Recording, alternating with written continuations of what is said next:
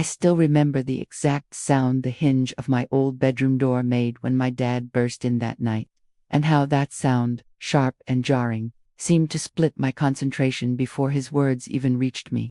I had been sitting cross-legged, on the floor, my back against the bed frame, typing feverishly on my battered silver laptop. My thesis deadline was less than 24 hours away, and I'd been working for weeks with barely any sleep, barely any breaks, and a growing ache in my shoulders from the hours hunched over the keyboard.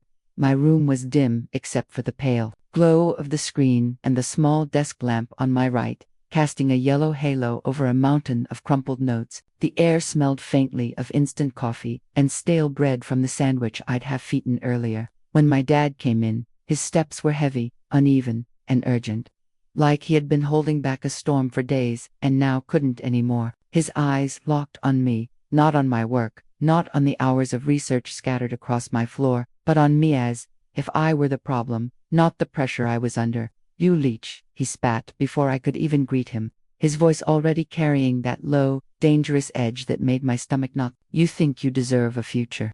His hand twitched as he glanced at my laptop, and I saw something in his expression shift from disdain to outright hostility.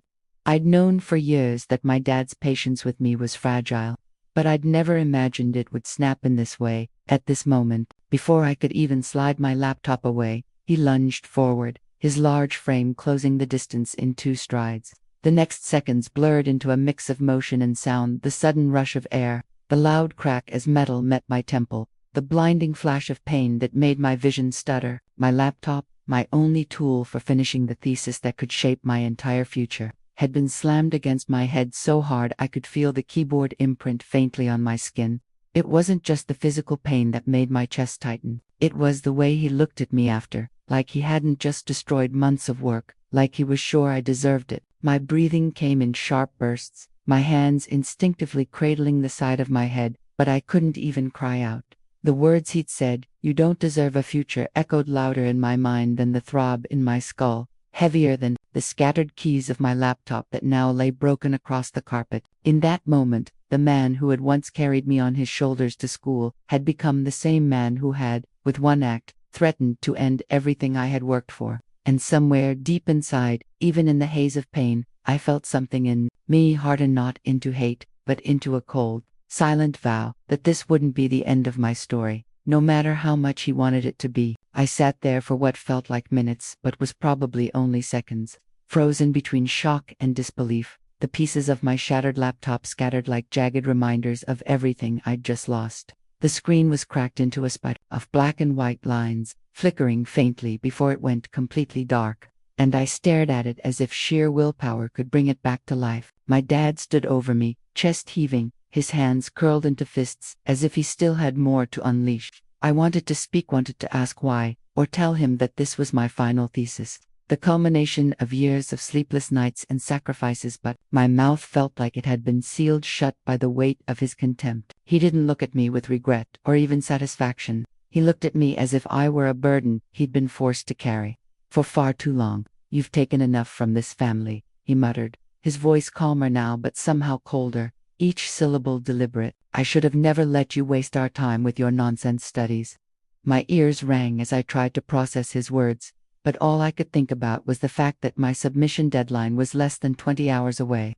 Without that laptop, I had no access to my draft, my research, my references all stored in files I hadn't had the chance to back up. My mind began to race, desperately trying to piece together any possible way forward. Could I borrow a laptop from a friend, work at the library, rebuild from memory? But the more I thought about it, the more I felt the crushing reality sink in. Without my files, it wasn't just going to be difficult, it was going to be nearly impossible. My dad's presence filled the room like a shadow, suffocating and heavy, and I realized that this wasn't just about a laptop, it was about control. It was about reminding me that he could take everything from me in a single moment, and there was nothing I could do to stop him. He turned toward the door, pausing just long enough to deliver one last blow, not physical, but verbal. "Maybe now you'll get a real job instead of hiding behind that screen," he said, almost casually, before disappearing into the hallway. The sound of his footsteps faded, but the silence he left behind was deafening. I reached for the largest piece of the laptop, my hands trembling, and turned it over in my lap. running my fingers over the dent where it had struck my head. Wasn't just broken, it was ruined, the hard drive likely damaged beyond repair. I felt tears sting my eyes, but I bit them back, refusing to let them fall. Crying wouldn't fix anything. What I needed now was a plan, even if my mind was still reeling from the impact. Even if every muscle in my body wanted to curl into itself and disappear. Somewhere under the pain and the panic, there was still that cold vow from moments ago, an ember that hadn't gone out yet. If my dad thought he could erase my future with one act of violence, he was about to learn how wrong he was. My hands were still shaking as I pushed the broken pieces of my laptop aside and forced myself to stand. The dull throb in my temple, syncing with my heartbeat. I knew I couldn't stay in that room.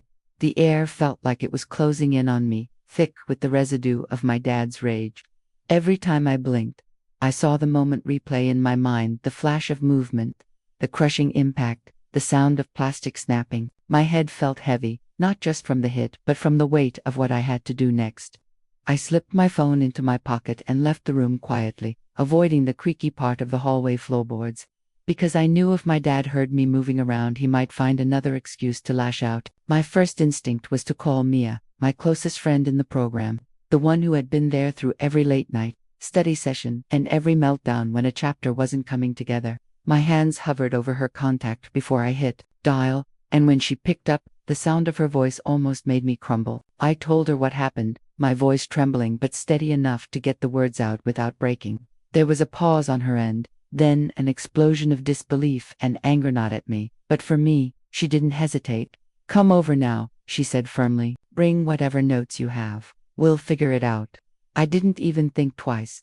I grabbed my notebook, the one I carried everywhere, packed with handwritten outlines, sketches, and half-formed ideas that might be my only hope of reconstructing the thesis from memory. The notebook was worn, the edges frayed from years of use, but it suddenly felt like my most valuable possession. I shoved it into my bag, threw on a hoodie, and slipped out the front door as quietly as possible. The night air was cool against my face, a sharp contrast to the suffocating tension inside. I walked fast, not daring to look back, every step carrying me further from the chaos of that house.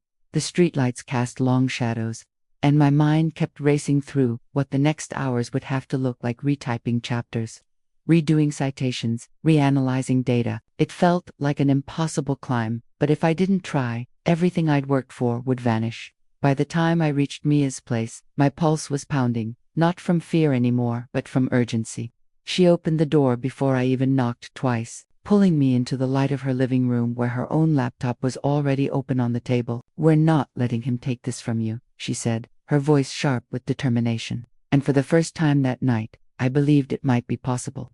The moment I stepped into Mia's apartment, I felt the tightness in my chest loosen just a little, though the urgency in my mind didn't let up for even a second. Her place smelled faintly of chamomile tea and cinnamon, the kind of warmth my own house never seemed to have, and the hum of her laptop fan was like a starting gun for the marathon I knew I had to run. She didn't waste time on small talk. She pushed a mug of tea into my hands, sat me down at the table, and opened a blank document on her laptop. "Tell me everything you remember, and don't stop," she instructed, her fingers poised over the keys like a court stenographer ready to capture every word.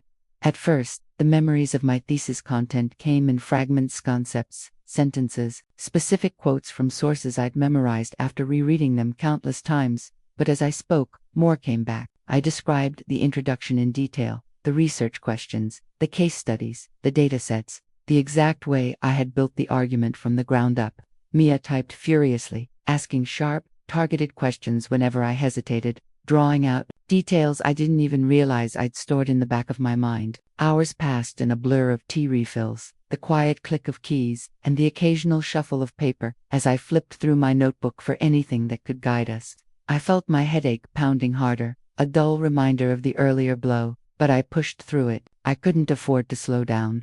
Around 3 a.m., Mia leaned back, stretching her arms, and we both stared at the document, 15 pages rebuilt from scratch, rough but tangible. It wasn't perfect, not even close, but it was a foundation.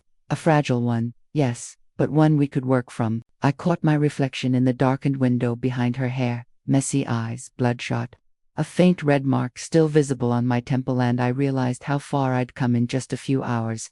My dad's voice, the one that had told me I didn't deserve a future, was still in my head. But now it was fighting for space with another voice, my own, telling me that I could still win this if I refused to give in. Mia must have seen something shift in my expression, because she smiled slightly, the kind of smile that says, "I've got you."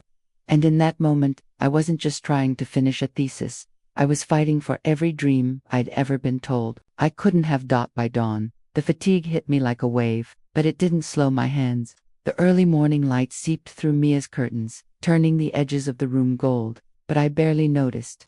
I was locked in, rewriting chapter after chapter from memory, cross-checking facts in online journals, pulling up every source I could remember using in my research. Mia had fallen into a rhythm too. While I typed, she hunted down PDFs, scoured databases, and pasted in references so we wouldn't lose precious minutes.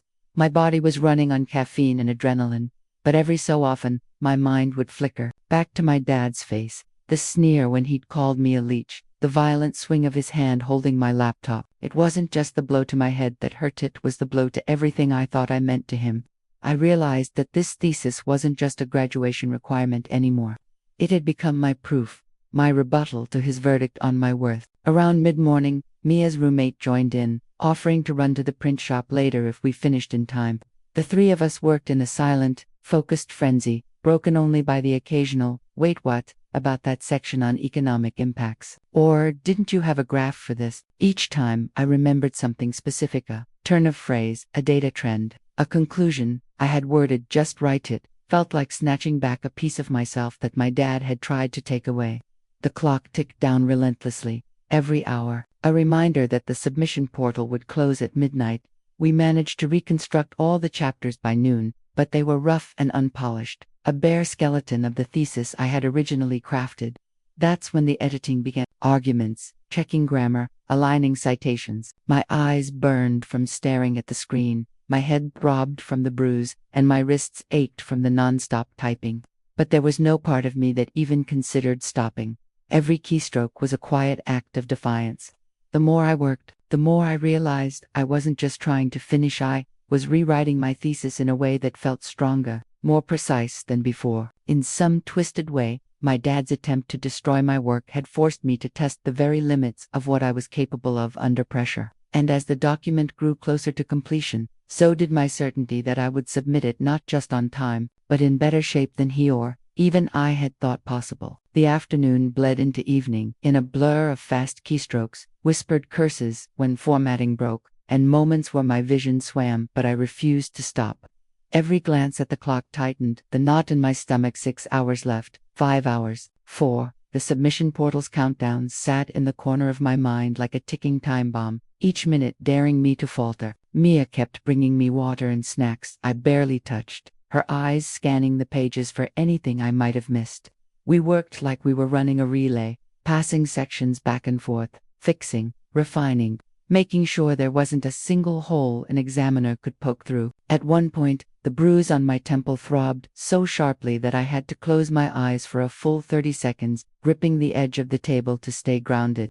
That's when I heard my dad's voice again in my head, not from memory, but from years of similar moments. Those times he'd said I wasn't strong enough, not smart enough, not worthy enough to make something of myself. I opened my eyes with a new kind of focus, not the frantic desperation I'd been running on all day, but a cold, steady determination. If I failed now, he'd take it as proof he was right, and I wasn't going to hand him that victory.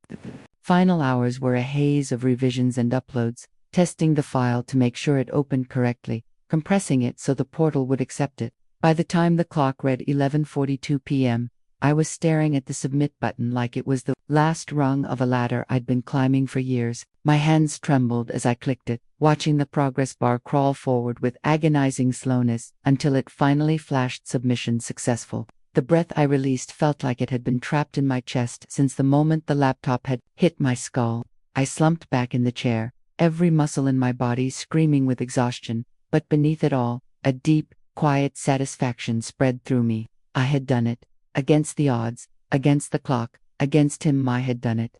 Mia squeezed my shoulder, her voice low but steady. He didn't win, and for the first time in what felt like forever, I believed her. The next morning, sunlight poured through the thin curtains of Mia's apartment, and for a few blissful seconds after waking, I forgot where I was and why my neck ached from sleeping, half upright on the couch. Then the memories came back in a rush: the crack of my dad's voice, the sharp pain in my temple, the frenzied hours rebuilding my thesis from scraps. My head still hurt, but it was nothing compared to the quiet pride blooming in my chest. I'd faced the kind of sabotage that could have ended everything I'd worked for, and I hadn't just survived, I'd finished.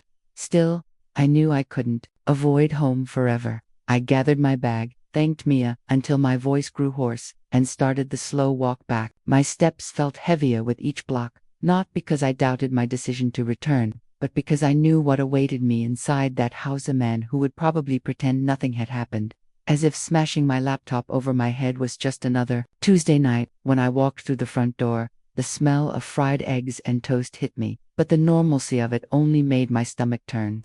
My dad sat at the table, reading the paper, not even glancing up. For a moment, I considered walking past without saying a word, letting my silence speak for itself. But then I thought about the years I had spent shrinking myself, swallowing my anger, and how it had gotten me nothing but bruises, both the kind you could see and the kind you couldn't. So I stopped in the doorway and said, "I submitted my thesis last night." His eyes flicked up, and for the briefest second, I saw surprise there, quickly masked by the same flat indifference he always wore when I succeeded. "Good for you," he muttered, turning the page. I almost laughed, not because it was funny, but because it was proof that his approval had never been the currency I needed to buy my worth. I didn't wait for more. I walked past him, up the stairs, and into my room, where the broken pieces of my laptop still lay scattered on the carpet. I didn't pick them up. I left them there, a silent reminder of the night I was supposed to lose everything, but didn't. That night had taught me more than any lecture, any textbook, any class ever could: that my future isn't something anyone can hand me or take away. It's something I build, even if I have to rebuild it from ruins. And for the first time in years, I felt certain that no matter what he thought, no matter what came next, I was going to make it.